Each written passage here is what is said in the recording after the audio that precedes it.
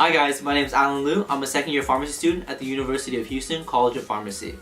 So Anne came to me with a challenge. She asked me if I can make a video from a student's perspective covering, I guess, some tips and advice that I would give to my fellow peers that are interested in pursuing a residency in pharmacy.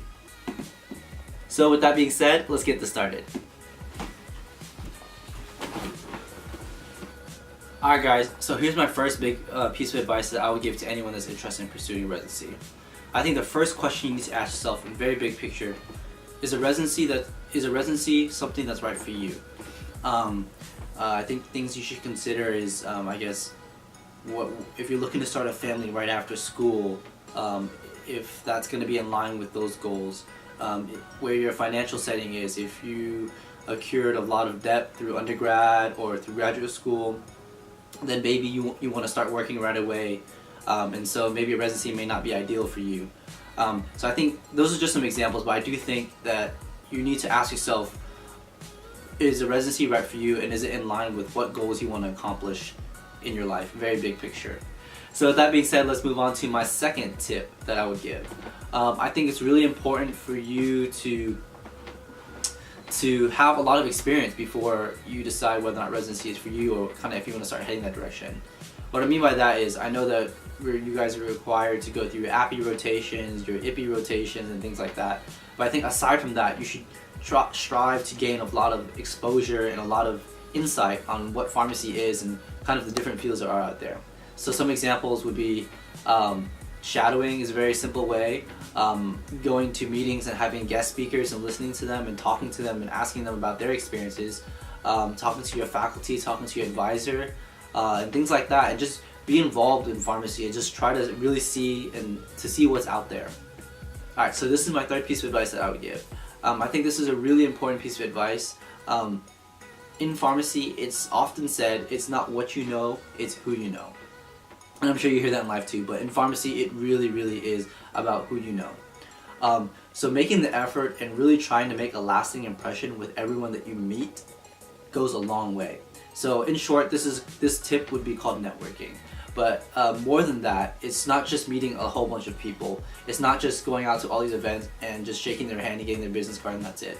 It's actively trying to get to know the person, trying to get to know more about their history in pharmacy, trying to make a memorable and lasting impression. And I think that's a really important piece of advice that I would give to anyone that's interested in pursuing a residency, because you never know who you'll be talking to and you'll never know who you'll be meeting. Alright, so on to my fourth and last piece of advice or tip that I would give to my fellow peers. So I think it's really important to be involved in organizations on campus and to do things outside of just school. There's a lot of reasons for it, but I'll just break it down into very brief reasons. I think one of the biggest reasons why I guess residency programs want to see that you're involved in extracurriculars and things like that is they first want to see whether or not you have the ability to manage your time effectively, whether or not he or she can juggle all these things, whether or not they can handle it, basically. Next big thing is they want to see those soft skills. They want to see whether or not can he communicate, can he or she, sorry I keep saying he, but can he or she work on a team, an interdisciplinary team, can they communicate to the patient effectively? They don't want to have a resident that's just book smart, right? Like these days it's not enough to just be book smart. You have to have all these different skills. You have to be social, you have to be able to have all these soft skills, and I think those are really important soft skills that'll take you a long way, even outside of pharmacy. Again, so I think it's really important to be involved in those extracurriculars. I'm sure there are more reasons that they look into, but those are the top reasons that I could think of off the top of my head.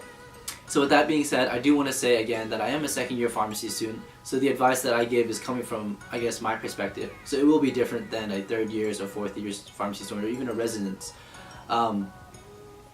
So a lot of my tips that I gave are very big picture, just kind of make sure, is it right for you, kind of what you should be doing now in my shoes. With that being said, thank you guys so much for your time, I really appreciate it.